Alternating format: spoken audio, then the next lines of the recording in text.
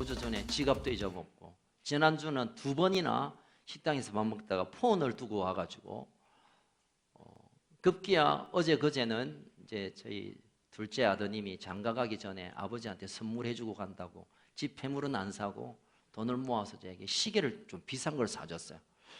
그래서 제가 너무 비싸서 명품은 아닌데 명품 그런. 그래서 이제 그게 너무 비싸서 내가 잊어먹을까봐 안 끼고 가는데 손님이 와서 좀 폼 좀 내려고 끼고 갔다가 그날 또 잊어먹었어요. 물론 이 모든 것들이 다시 돌아왔어요. 그러면서 이 뭐지 이게 내가 좀 늙어서 그러나 이게 건망증이 심하면 치매가 온다는데 이 초기 현상인가? 요즘 제가 좀 고민이 있었어요. 나는 바짝 정신을 차려도 자꾸 뭘 잊어먹어요. 그런 현상을 가지고 계신 분 몇 분 계시죠? 예. 아, 이게 사춘기가 오면서 이런 건가? 아니면 갱년기인가? 이거 뭐지? 그런데 어느 이렇게 SNS에 보니까 치매는 아닌 것 같아요. 치매는 뭐 라면 끓이다가 스프 대신에 폰은 넣는 거, 그거는요 치매가 아니라 순간적인 착각이나 또 건망증이에요. 그런데 그걸 꺼내가지고 이걸 어디에 쓰는 물건인고 하면 그건 치매예요. 그래서 난 치매는 아닌 것 같아. 여튼 요즘 자꾸 뭘 자꾸 잊어먹고, 그래서 제가 기도를 했어요. 하나님, 제가 뭘 자꾸 잊어먹는 게 도대체 뭐 뜻이 있습니까?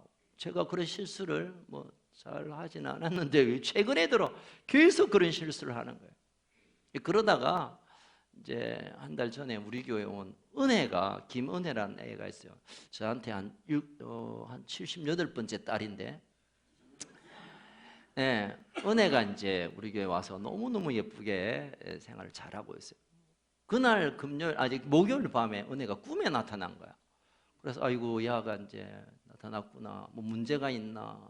그게 아니라 걔가 문제가 아니라 내가 문제가 있는 것 같아. 그래서 얘가 왜 자꾸 꿈에 나타나지? 뭐지? 이러다가 제가 금요일 아침에 묵상하는 가운데 하나님께서 제게 큰 이 망치를 치는 것 같은 충격을 주었어요. 뭐 폰 잊어먹었다고 아까워하고 찾는다고 뭐 여기저기 쫓아다니고, 지갑 때문에 야단 구슬지기고, 시계 때문에 뭐 여기저기 쫓아다니는데 니 진짜 잊어본 거 없냐? 잊어버린 거 없냐? 그러면서 하나님이 제게 너에게 은혜가 잊어져 가고 있다. 이건 제가 조크가 아니라 하나님께서 제게 계시적으로 그런 일을 하신 것 같아요. 그래서 가만히 생각해보면 요즘 제가 좀 말른 것 같아. 여러분 눈치챘죠? 목사님이 요즘 별로 촉촉하지 않아. 뭐 그런 말을 하는 분이 계시더라고요. 사실 제가 좀 그랬어요. 그냥 막 좀 답답하고, 또 가을이기도 하고, 그리고 좀 괜히 저 집사님 좀 밉고, 좀 섭섭하고, 막 그런 마음들이 사실 한 달 내 제 안에 좀 숨겨져 있었어요. 하나님이 그것을 지난 주간에 드러내시면서 너에게 은혜가 잊어져 가고 잊혀져 가고 있는데 은혜를 회복했으면 좋겠다, 이런 마음을 제가 금요일 아침에 묵상하는 가운데 받았고, 그러면서 하나님이 히스기야를 이렇게 생각나게 해주셨어요. 그래서 제가 신명기 말씀을 수요일까지 준비해 오다가 갑자기 금요일날 히스기야 말씀을 나의 설교로, 나의 회개로 이 말씀을 나누겠다라고 오늘 열왕기하 말씀을 정해보았습니다. 여러분 알다시피 이 히스기야는 특별한 하나님의 은혜를 받은, 기적을 체험한, 우리가 너무나 잘 아는 죽을 병에서 15년 동안 생명을 연장했던 특별한 기적을 체험한 사람임과 동시에 하나님으로부터 엄청난 질책을 받은 사람입니다. 우리가 히스기야라는 인물을 이해하고 그가 경험했던 말씀을 나누기 전에 그의 인생 가운데 있었던 큰 사건을 좀 이렇게 아는 것이 도움이 될 것 같아요. 그가 25살에 남유다의 왕으로 등극을 해서 29년 동안 남유다를 다스렸습니다. 얼마나 아름답게 다스렸냐면 제2의 다윗이라고 할 만큼 정말 총명했고 하나님 앞에 헌신했고 많은 부와 명예와 큰 땅을 확보했던 정말 멋진 왕이었어요. 그런데 이 사람에게 큰 인생의 3가지의 특별한 충격적인 사건이 있었는데, 첫 번째 사건은 뭐냐면 그가 왕이 되고 25살에 왕이 되고 6년쯤 지나서 31살 때 북쪽의 이스라엘이 아수르에 의해서 망해버립니다. 물론 남북이 나누어서 옥신각신했지만 그래도 북쪽은 자기 동족이잖아요. 그런데 그 동족이 아수르에서 망하는 모습을 보고 야, 큰일 났다. 왜 이스라엘 백성이 저렇게 망했을까? 가만히 들여다보니까 북이스라엘이 결국 우상 숭배하고 하나님을 떠나고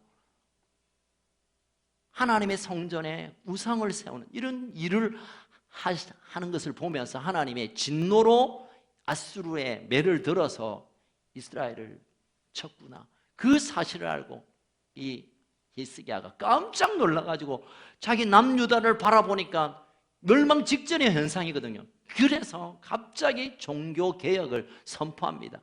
모든 산당들을 다 찍어버려라. 우상숭배 하지마. 잊어버렸던 절기를 지켜. 이제 감사예물을 바쳐. 11조 안 드리면 너 이제 죽는다. 그러면서 대대적인 종교개혁을 일으키면서 이스라엘의 망함을 보면서 타산지석으로 그들이 교훈을 받아 이 남유다가 새로운 부흥, 새로운 하나님의 축복 역사가 일어납니다. 그 얘기를 좀 우리가 성경을 보면서 보겠습니다. 역대하 30장 26, 27 앞을 보시면 돼요. 역대하 30장 26, 27 좀 띄워주십시오. 예. 찾을까요? 띄워주실래요?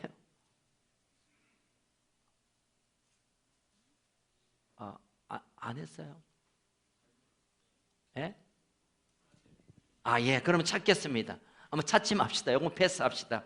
여러분, 역대하 30장에 보면, 그냥 찾고 계시는 분 때문에 찾아야 되겠네. 자, 역대하 30장 26, 27. 같이 읽겠습니다. 역대하 30장. 자, 30장 26, 27 시작. 예루살렘에 큰 기쁨이 있었으니 이스라엘 왕 다윗의 아들 솔로몬 때부터 이러한 기쁨이 예루살렘에 없었더라. 그때 제사장들과 레위 사람들이 일어나서 백성을 위하여 축복하였으니 그 소리가 하늘에 들리고 그 기도가 여호와의 거룩한 처소 하늘에 이르렀더라. 예루살렘 다윗 솔로몬 때 그 성전을 지었던 그 기가 막힌 순간 이후로 이렇게 큰 기쁨이 없었다고 역사가가 기록할 만큼 기가 막힌 축복이 임한 거예요. 여러분, 이 장면을 보면서 우리가 기억해야 될 것은 어쩌면 하나님께서 우리를 위하여 이 큰 기쁨과 축복을 예비해 두고 있으면서도 아직도 우리 안에 우상을 제거하지 않고 아직도 우리가 세상을 향하고 있는 걸음을 걷고 있다면 하나님이 우리에게 주신 큰 기쁨은 점점 멀어지는 것입니다. 자, 이것이 히스기야의 정말 충격적인 죽을 뻔했다가 망할 뻔했다가 종교개혁을 통하여 신앙을 회복함으로 역사상 다윗 이후로 이런 큰 기쁨이 없었던 축복의 순간을 맞이했습니다. 자, 두 번째로 생각할 것은 히스기야가 이제 그러다가 이제 우리 복 받았다. 우리 하나님 함께 하신다. 우리 이제 종교개혁했다. 우리 거룩한 백성 됐다까지 좋았는데 거기서 이제 조금 더 나가서 교만하기 시작합니다. 그 모습을 보셨던 하나님이 그냥 내버려 둘 수 없죠. 그래서 이 남유다조차도 아수르 사네립의 왕에 의해 망하게 되는, 침공이 이제 침범하게 되는 이런 어려운 순간을 만나게 됩니다. 그러니까 이거 큰일 났다. 아수르에서 북이스라엘도 망했는데 그 아수르가 우리나라 쳐들어온다. 우리나라 망했구나 하고 큰일 났다고 생각했습니다. 그래서 이 히스기야가 사네립 장군에게 어떻게 하면 너희들이 거기서 멈출 수 있냐? 다시 말하면 우리가 어떻게 해주면 안 쳐들어올래? 이런 비겁한 정치적인 이제 협상을 하려고 합니다. 그랬을 때 사네립이 요구하는 것이 있습니다. 은 300, 금 30달란트를 내게 와. 여러분, 달란트가 엄청난 도량형 크기입니다. 그러니까 남유다에 있는 모든 금을 내게 바쳐라는 뜻이에요. 그러니까 이 히스기야가 일단 살고 마야 되니까 했던 짓이 있습니다. 열왕기 하 18장 15절 16절 시작. 히스기야가 이에 여호와의 성전과 왕국 곳간에 있는 은을 다 주었고 16절 또 그때 유다 왕 히스기야가 여호와의 성전 문의 금과 자기가 모든 기둥에 입힌 금을 다 벗겨서 왕에게 주었더라. 있는 거 없는 거 다 끌고 이제 성전에 있는 것까지 다 끌고서 줬어요. 이러면 살려줄 줄 알았어요. 그런데 아수르 왕이었던 사네립이 이걸 먹고 그냥 쉽게 물러서지 않고 더 공격하고 하나님을 모욕하고 이스라엘을 멸시하면서 결국 침공해오는 이런 사건을 그가 맞이하게 됩니다. 이때 하나님의 사람 이사야가 등장하면서 우리가 이 어려움을 당하는 것은 아수르가 강해서가 아니라 우리가 하나님 앞에 그렇게 믿음으로 회복했지만 또 타락했기 때문에 우리가 다시 두 손 들고 하나님 앞에 나가야 된다고. 그랬을 때 믿음의 사람 히스기야 맞다 우리가 좀 살고 있다고, 지금 좀 편하다고, 좀 우리가 뭘 가졌다고 하나님을 또 떠났구나.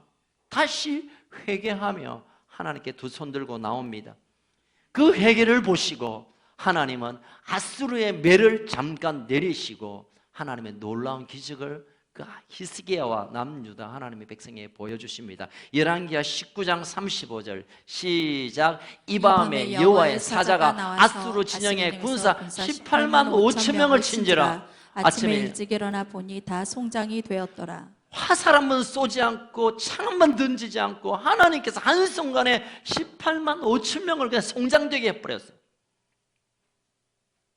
많은 신학자들은 아마 이 하나님의 이 집단적 사살은 아마 전염병, 급성 전염병이 아닐까. 우리가 10가지 재앙 가운데 마지막 장자의 재앙도 우리가 전염병인 줄 알고 계시지만 이 또한 하나님이 급성으로 전염병을 오염을 시켜버려서 18만 5천 명을 손 하나 대지 않고 하나님이 썰어버렸어요. 놀라운 기적을 경험했습니다. 여러분, 이 정도 되면 이제 히스기야는 뒤집어져야 되죠. 야, 하나님께 우리가 회개하기만 하면, 하나님의 말씀 앞에 서기만 하면 큰 기쁨을 주시고 모든 전쟁을 우리 손안에 대지 않고 하나님이 친히 싸워서 승리를 주신다고 이제 철저히 삶을 통하여 경험되었습니다. 자, 그리고 이제 세 번째 사건이 오늘 본문 내용이에요. 오늘 본문 20장 1절은 이렇게 시작합니다. 시작. 그때 이사야가 병들어 죽음에. 여기까지. 이 그때가 언제일까요? 그때? 전쟁. 아수르가 18만 5천 명이 싹 송장이 되어버리는, 이거는 뭐 초자연적인, 이건 어떻게 상상할 수 없는 기적 중에 기적의 전쟁의 승리를 가져온 그때, 바로 그때 히스기야가 병들어서 죽게 되었습니다. 우리가 이해하기 좀 힘듭니다. 뭐 갑자기 하나님께서 승리를 주셨으면 이제 남유다를 세워서 다시 이스라엘을 회복시키고 하나님의 영광을 드러내야 될 텐데 갑자기 그렇게 회개하고 그렇게 손들고 그렇게 헌신했던 히스기야를 왜 갑자기 죽게 해버릴까? 히스기야가 갑자기 뭐 지병이 있었나? 뭐 좀 잘못 먹었나? 히스기야가 죽게 된 이 병에 관해서 우리가 원인을 좀 살펴볼 필요가 있습니다. 물론 우리가 어쩌다가 또 뭐 사고도 나고 우리가 알 수 없는 가운데 암이 생기기도 하죠. 그런데 이사야가 이 히스기야의 병에 관해서 하나님의 말씀을 전합니다. 네 이제 집 정리해, 방 빼라는 거죠. 그리고 네 죽게 될 거라고 하나님의 선지자 이사야가 선포한 이 내용으로 두고 본다면 히스기야 병은 어쩌다가 생긴 병이 아니라, 건강이 좀 안 좋아서 지병이 아니라 하나님의 어떤 관계 안에서 무슨 일이 있었다고 우리가 충분히 이해해 볼 수가 있는 것입니다. 이때 나이가 39살, 왕이 된 지 14년. 여러분, 39살에 왕이라 생각합시다. 이미 당시에 엄청난 아수르는 그 주변에 가장 강대국이에요. 그 강대국을 썰어버렸고, 또 그가 큰 기쁨과 물질과 뭐 부요가 흘러 넘치는 그 인생의 하이라이트 순간이에요. 전쟁의 승리, 뭐 하나님의 큰 기쁨, 막 백성들도 이 시기를 얼마나 좋아하는지, 인생의 하이라이트 그 순간에 하나님께서 야, 너 짐 싸, 너 이제 병들어 죽게 돼. 끔찍한 선언을 받게 됩니다. 여러분, 우리가 이 사건을 보면서 때때로 우리 인생 가운데 이 히스기야를 우리의 삶을 좀 한번 투영해 보면, 여러분, 잘 되는 사람도 어느 한순간에 죽을 수가 있어요. 잘 되는 사람도 우리가 볼 때 신앙적으로 아주 훌륭해 보이고 열심히 있어 보이고 주여 하고 기도하고 헌신해도 어느 한순간에 죽음 앞에 설 수 있다는 사실을 오늘 히스기야를 통하여 우리에게 보여주고 있습니다. 이것이 그냥 우연히 죽는 게 아니라 하나님의 관계 안에서 뭔가 문제가 생겨서 그것이 죽음으로 끝날 수 있다는 사실을 우리에게 경고해 주고 있다고 저는 그렇게 생각해 봅니다. 자, 히스기야의 다가온 삶의 위기, 첫 번째는 병들어 죽게 되는 것. 그래서 짐 싼다는 것은 이미 그 왕가가 끝난다는 거예요. 내가 죽고 마는 게 아니라 내 가문이, 나의 왕가가 여기서 끝장난다는 거예요. 이제 정말 저주 가운데 저주입니다. 여러분, 그 저주를 누가 합니까? 하나님의 사람 선지자 이사야가 하고 있잖아요. 혹시 지금 병들어 있다면 선지자가 와서 해야 될 일이 뭡니까? 아이고, 기도해주고 하나님 고쳐주십시오. 좀 견뎌 보세요. 좀 힘을 내세요. 위로하고 곁에서 도와줘야 될 하나님의 선지자가 짐 싸란다, 너. 집 빼란다, 너 죽는단다. 이 얘기는 그냥 쉽게 넘길 그림이 아닌 거예요. 아니, 우리가 이해 안 되는 상황을 만날 때, 특별히 믿음의 사람들이 나 충성했는데, 나 나름 기도했는데, 나 열심히 봉사했는데, 그런데 내게 왜 이런 일이 생겼나라고 할 때 우리는 크게 두 가지의 삶의 모습을 보면, 한 가지는 거의 한 80~90%가 너무 억울한 거야. 너무 억울한 거야. 나 딴은 얼마나 열심히 했는데, 내 기도 많이 했는데, 내 봉사한 거 사람들이 다 아는데 나 너무 억울하다. 너무 억울하다. 나한테 이 소리를 하다니, 나한테 왜 이런 억울한 일을 당해야 되냐, 원망하고 그것을 누구에게 얘기해서 자기의 정당성을 확보하기 위해 뭔가 불평으로 불만으로 어떤 보호를 받으려고 애쓰는 사람들이 있어요. 그런데 또 다른 사람은 나의 잘됨과 못함과 나의 상황과 전혀 상관없이 이 문제를 하나님 앞에 그대로 가져가서, 하나님이 이 문제를 내가 어떻게 하면 되겠습니까? 사람 만나서 이해를 구하고 도움을 구하는 게 아니라 하나님 앞에 이 문제를 가져가서 하나님과 독대해서 거기서 해결하려고 결정하는 사람이 있습니다. 다시 말하면 기도로 그 문제를 가져가는 사람이 있습니다. 적어도 이 히스기야는 이런 위기 상황에 그가 결정할 수 있는 것은 신하들 불러놓고, 야, 우리가 얼마나 종교개혁도 하고 우리가 회개했는데 하나님 이럴 수 있냐? 저 선지자 말이야, 저 가짜 아니냐? 그럴 수 있잖아요, 충분히. 그런데도 히스기야는 그 방법보다는 하나님께로 이 문제를 가져갑니다. 자, 2절 3절을 읽어보면 그가 하나님께 이렇게 기도합니다. 시작. 히스기야가 낯을 벽을 향하고 여호와께 기도하여 이르되, 여호와여 구하오니 내가 진실과 전심으로 주 앞에 행하며 주께서 보시기에 선하게 행한 것을 기억하옵소서 하고 히스기야가 심히 통곡하더라. 벽 앞에 섰다는 것은 아무것도 안 보겠다는 거예요. 의사도 세상의 방법도 나를 도울 사람은 이제 더 의지하지 않겠다는 신앙적 표현 같지만, 그가 하나님께 기도한 내용을 잠깐 들여다보면 그래도 그 마음속에 뭔가 맺힌 게 있는 것 같아요. 2절에 보면, 3절에 보면 기도의 두 가지 종류의 기도가 있어요. 한 가지는, 하나님 좀 잘 생각해 보이소. 내가 얼마나 하나님을 잘 섬겼습니까? 내가 진실과 전심으로 주님 앞에 얼마나 잘 행했고 하나님 보시기에 내가 얼마나 선한 일을 했습니까? 나를 좀 봐주십시오. 내가 어떻게 이 벌받을 일을 했습니까? 내가 이렇게 죽게 될 이런 억울한 일은 지금 뭔가 잘못된 거 아닙니까? 하나님 나 좀 나의 공로를 보시고 나의 했던 일을 보시고 나의 모습을 좀 잘 좀 보십시오. 좀 잘 보라고 하나님. 그리고 또 마지막에 그의 기도의 태도는 심히 통곡했습니다.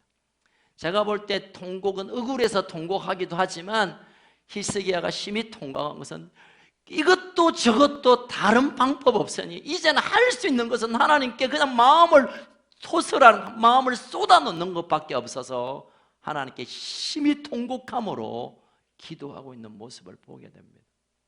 그런데 여러분, 우리가 이미 이 결과를 알죠. 하나님께서 그 고쳐주셔서 15년 동안 그 생명을 연장케 하는데, 자 그러면 히스기야의 기도 첫 번째, 야 그 사람이 진실과 진심으로 행했고 하나님 앞에 참 거룩하게 행했고 신앙생활 잘했기 때문에 하나님이 응답을 주셨을까요? 아니면 통곡의 모습을 보고 그 눈물을 보시고 그 통곡의 소리를 듣고 하나님 응답해 주셨을까요? 성경에서는 이렇게 말하고 있습니다. 같이 5절을 읽겠습니다. 시작. 너는 돌아가서 내 백성의 주권자 히스기야에게 이르기를. 지금 하나님께서 이사야에게 말하는 거예요. 시작. 왕의 조상 다윗의 하나님 여호와의 말씀이 내가 내 기도를 들었고 내 눈물을 보았더라. 내가 너를 낫게 하리니 내가 3일 만에 여호와의 성전에 올라가겠고. 내가 너를 낫게 하는 이유는 네가 이 땅에서 뭘 잘하고 뭘 좀 하고 뭘 되어서가 아니라 내가 네 눈물을 보았고 네 기도의 신음을 내가 들었다. 다시 말하면 하나님께 통곡하는 그것에 하나님의 응답의 근거를 삼으셨다는 거예요. 지금도 동일합니다. 우리가 잘나고 못나고 내가 과거에 뭘 했고 지금 뭘 못하고 이건 하나님에게는 별로 중요한 게 아니에요, 여러분. 내가 장로가 되고 목사가 되고 내가 셀 리더가 되고 별로 의미가 없는 거예요, 여러분. 내 인생의 문제에 하나님이 오셔서 응답하시는 순간은 내 기도를 듣고 내 눈물을 보실 때 그 일이 시작되는 겁니다. 아멘. 결국 하나님의 긍휼이 우리를 살리고 우리를 회복시키고 우리에게 기적을 행하는 이유가 된다는 것입니다. 할렐루야. 때때로 그런 일이 있어요. 어려운 일을 당한 분에게 신방과 하나님 너무하시다. 내가 얼마나 교회 충성했는데, 내가 얼마나 많이 바쳤는데, 난 아무리 생각해도 나쁜 사람 아닌데 내가 이런 소문을 듣고 이 억울한 일을 당하고 내가 이렇게 아프고 내가 이렇게 사업이 힘들고 왜 아이들이 이렇게, 하나님 너무하신다. 제가 그 마음은 이해가 돼요. 한때 저도 그런 어리석은 데모를 하나님께 한 적도 있어요. 그러나 하나님은 그 소리에 까딱하지 않습니다. 까딱하지 않습니다. 결국 통곡하는 것, 하나님의 긍휼을 의지하고, 하나님 아무것도 할 수 없어요. 내 방법과 내 노력과 내 과거의 하늘이 의미 없는 겁니다. 오늘 하나님 내 눈물을 보시고 하나님 나를 불쌍히 여겨주십시오. 여기에 하나님의 응답이 시작된다는 것을 믿으시길 주의 이름으로 축원합니다. 그래서 우리가 기도할 수 있는 거예요. 우리가 이 히스기야의 첫 번째 조건으로 기도한다면 이 중에 아무도 기도에 응답받을 사람 없어요. 저도 기도받을 수 없어요. 응답받을 수 없어요. 제가 하나님께 뭘 했습니까? 제가 뭘 했습니까? 내가 뭘 대단한 일을 했으면 내가 진심과 정직으로 한 일이 별로 없는 것 같아요. 순 거짓말이고 순 엉터리 같아요. 제가 아무리 돌아봐도 제가 하나님 보시기에 뭘 해드린 게 아무것도 없어요. 그냥 받은 혜택만 많았지. 그렇다면 저는 기도 응답받을 수 없어요. 그러나 우리가 기도의 응답, 하나님 오셔서 놀라운 기적의 역사를 행하는 근거는 그래도 우리를 향한 사랑을 포기하지 아니하시고 그래도 우리의 눈물에 대해 달려오셔서 역사하시는 하나님의 마음, 그 사랑의 마음 때문임을 기억하시기를 주의 이름으로 축원합니다. 자, 이 세계의 업적 때문에, 공로 때문에 아니라 하나님의 크신 사랑과 긍휼, 그 은혜 때문에 우리가 기적을 경험하고 우리가 오늘 우리의 삶에 힘있게 걸어갈 수 있는 것입니다. 자, 이런 놀라운 사건이고 끝나면 얼마나 좋아요. 저는 히스기야 이 얘기를 볼 때마다 여기서 다 끝났으면, 이 얘기 끝났으면 좋겠어. 그 눈물을 보시고 벽을 향하여 하나님밖에 없습니다. 하나님이 너무너무 그냥 그 기도를 들으시고 눈물을 보시고 달려서 고쳤더라 끝하면 얼마나 좋아요. 그런데 그 이후에 문제가 또 생겨요.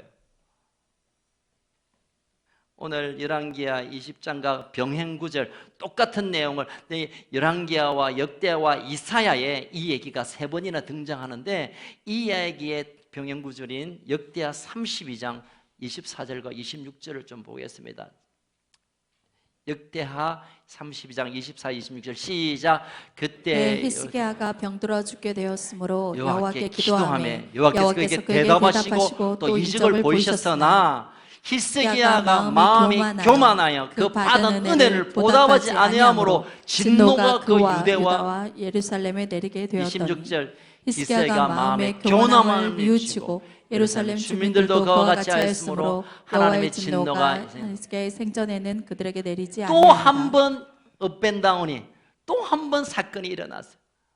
여러분, 이렇게 살려주셨으면 평생 하나님의 은혜를 기억하면서 그렇게 겸손하게 하나님 나를 살렸다, 하나님 안 살렸으면 나 죽었다, 송장이다, 이렇게 살아내야 되는데 한순간에 그 마음이 교만으로 바뀌어버렸어요. 교만으로 바뀌어버렸어요. 그 실제적 사건이 어디 있냐면, 우리 다시 20장으로 오겠습니다. 12절 이후에 보면 그런 일이 하나 있어요. 열왕기하 20장에 보면 바벨론의 왕이, 지금 히스기야의 왕이 죽다가 지금 막 죽어간다고 하니까 신하에게 편지하고 뭐 이렇게 뭐 우리 병원에 가면 뭐 사주는 게 있잖아요. 뭐 깡통하고 뭐 삼육두유하고 뭐 있잖아요. 그래서 그 예물과 편지를 써서 이렇게 신하에게 보냈는데, 그 신하들의 맞이하면서 히스기야가 달력에서 해야 될 말이 도대체 뭐겠어요?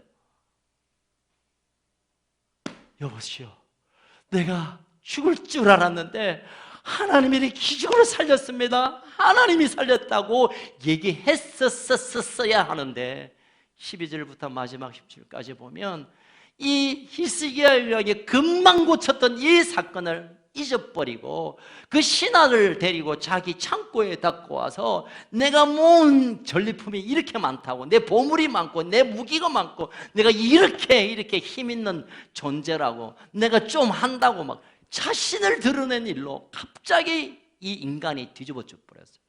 그 사건을 역대하에서는 이 히스기야가 교만하여라고 표현한 거예요.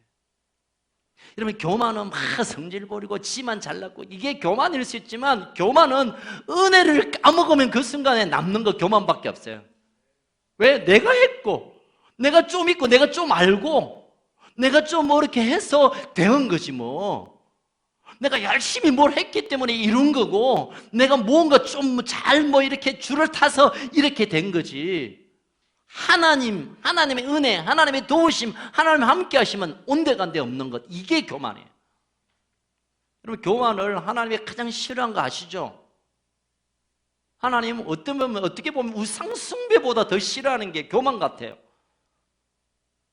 겸손한 자에게 은혜 베푸시는데 교만한 자를 대적이라는 건 적으로 간주하겠다는 거예요.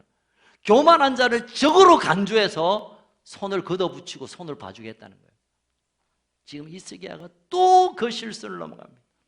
살려주셨는데, 살려놓았는데 또 그 길로 돌아갑니다. 여러분, 우리가 때때로 그런 일이 있죠. 뭐 이렇게 직장에서 마치고 그날따라 아이들이 좀 생각나서 이렇게 선물을 가지고 집에 들어가면 한 아이는 달려와서 아빠의 얼굴을 보고 달려왔다가 한순간에 그 초점이 선물에게 가서 선물을 채가지고 지방에 들어가는 그런 나쁜 놈이 있는가 하면, 처음에 선물이 좋아서 달려갔다가 순간, 야, 이 선물을 사오신 우리 아빠가 너무 고마워서 아빠에게 얼굴을 맞추는 그런 이쁜 아들이 있습니다. 못된 새끼가 있는가 하면 이쁜 아들이 있어요. 저희 집 아들들은 찔릴 줄로 믿습니다. 아버지의 마음이, 하나님의 마음이 그런 것 같아요. 여러분, 어쩌면 히스기야가 받은 선물이 얼마나 대단해요. 전쟁을 이기겠고, 택도 없는 전쟁을 이기겠고, 죽음은 이미 죽게 되었다는 거, 이미 죽음 송장 같은 존재를 하나님이 살려주셨고, 엄청난 선물을 받았으면 그 선물을 주신 하나님께 그 인생의 초점을 맞추어서 어떻게 하든지 내 선물 주신 그분을 바라보고 그분께 내 삶을 드리는 삶을 살아드려야 되는데, 그 선물 주신 분보다 받은 선물을 가지고 자랑하고, 이거 하나님이 주신 게 아니라 내가 가진 거라고, 하나님이 내게 허락하신 것이나 내가 취했다고 교만하는 모습을 하나님이 참아낼 수 없는 거예요. 다시 하나님이 썰어버리기로 결정합니다. 그런데 또 이 히스기야는 회개하죠. 하나님 잘못해서 용서하십시오. 하나님 용서하십시오. 어쩌면 히스기야가 못된 놈도 되지만, 그래도 그 위기 상황에 그때마다 정신을 차리고 두 손 들었던 이 사실이 그 인생에 가치가 있어서 히스기야의 얘기를 성경에 기록하지 않았나, 그런 생각이 들어요. 우리 넘어질 수 있잖아요. 잠깐 교만할 수도 있고요. 은혜 까먹고 지 맘대로 제가 세상의 최고인 걸 까불 수도 있어요, 여러분. 뭐 그럴 수 있잖아요, 그냥. 그러나 그럼에도 불구하고 하나님께 돌아오는, 하나님을 향하여 두 손 들고 회개하고 돌아오기만 하면 이 과거의 교만을 하나님이 잊어버리시고 다시 회복시키시고 다시 살리시고 다시 축복하시는 것입니다. 그러나 그 인생에 하나님의 평가는 어떤 줄 아세요? 20장 22절을 우리가 마지막으로 한번 읽어보겠습니다. 22절. 20장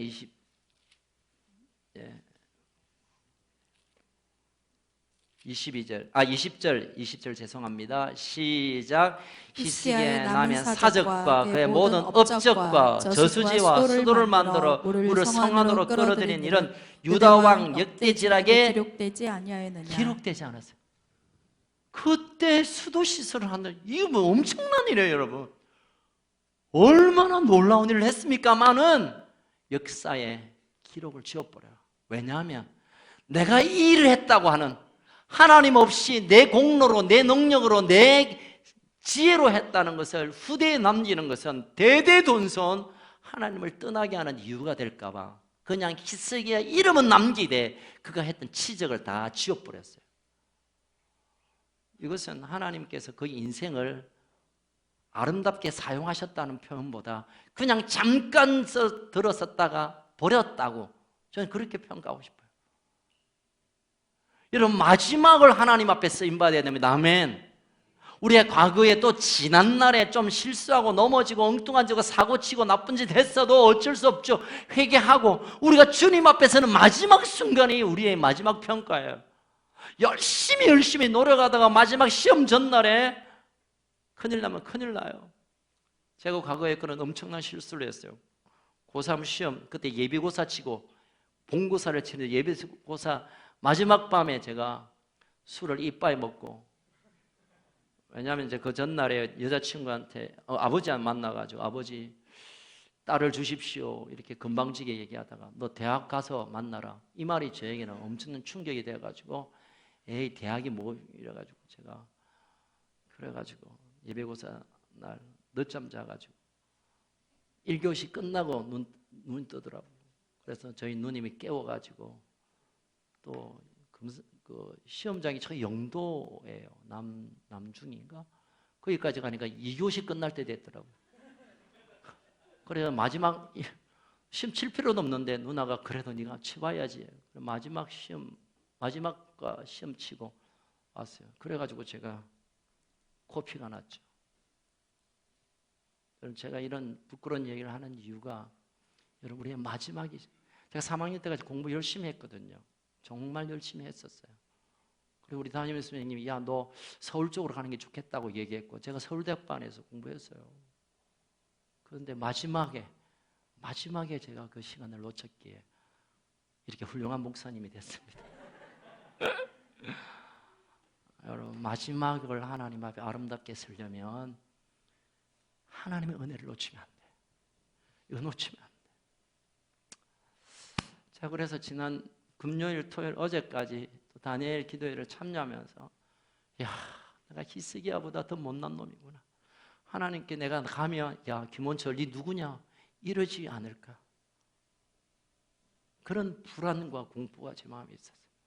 은혜가 회복되지 않으면, 하나님 내 인생 가운데 행한 일을 까먹어버리면, 신명기에서 계속 모세가 백성들에게 외치는 말, 기억해라, 기억해라, remember, 꼭 기억해라. 하나님이 너희를 어떻게 애굽에서 끄집어냈는지, 너희 광야 생활 가운데 어떻게 너희를 먹이고 입혔는지 기억하지 않으면 너희들은 죽는다. 이 말이 신명기의 핵심이잖아요.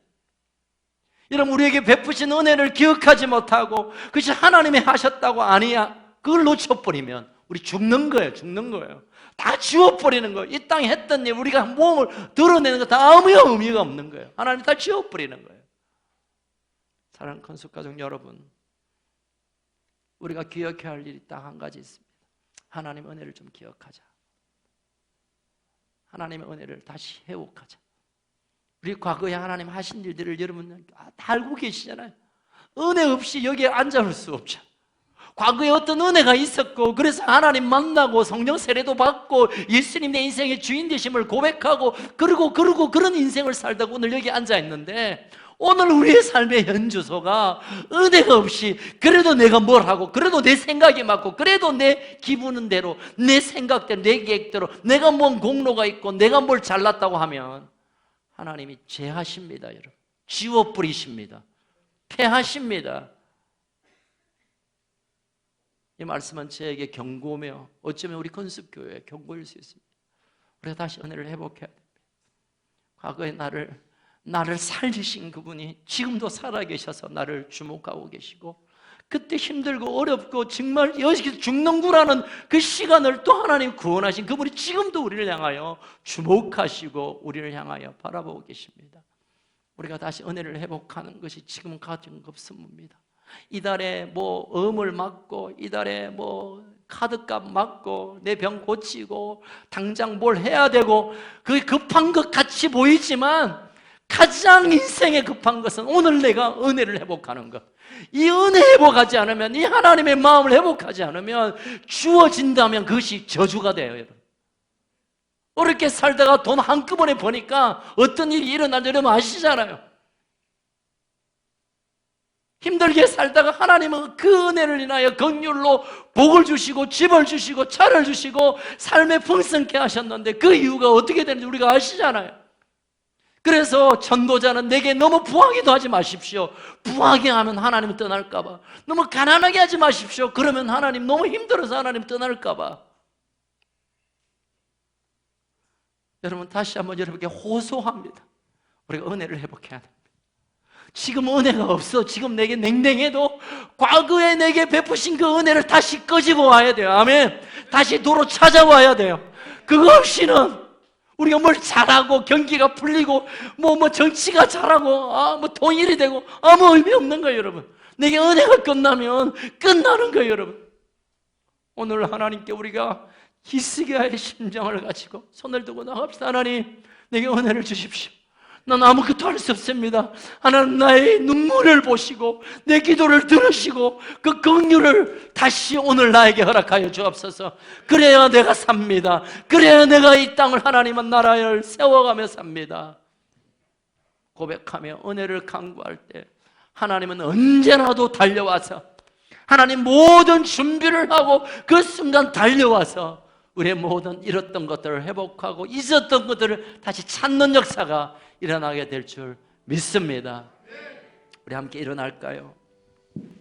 살아계신 하나님 아버지, 참 하나님 우리에게 베푸신 은혜가 얼마나 놀랍고 큼에도 불구하고 당장 눈앞에 보이는 일 때문에, 내 귀에 들리는 좋지 않는 소리 때문에 은혜보다는 환경에 눌려서, 감정에 사로잡혀서, 기분에 따라 답답하고 힘들고 불평하고 괴롭고 건조하고 의미 없는 하루하루를 보내는 우리를 하나님 불쌍히 여겨 주십시오. 이제 하나님 은혜 베풀지 않으면, 은혜를 우리에게 주지 않으면 우리는 아무것도 할 수 없습니다. 한 걸음도 내디딜 수가 없습니다. 돈이 수억이 생기고 한병이 낫고 아이들이 잘 되고, 그게 우리 인생의 목적과 목표가 아니라 하나님의 은혜 속에 내가 살아가는 것, 그 은혜를 끌어안고 사는 것, 그 안에 주시는 참된 복이 있음을 오늘 우리가 다시 주님 앞에 나아갑니다.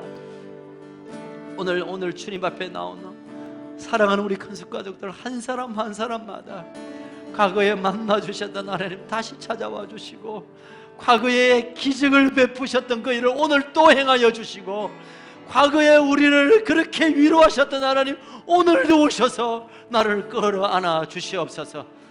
은혜밖에 없음을 오늘 고백합니다. 오직 은혜만 우리가 사모합니다. 이 아침에 이 시간에 은혜를 우리에게 부어 주시옵소서.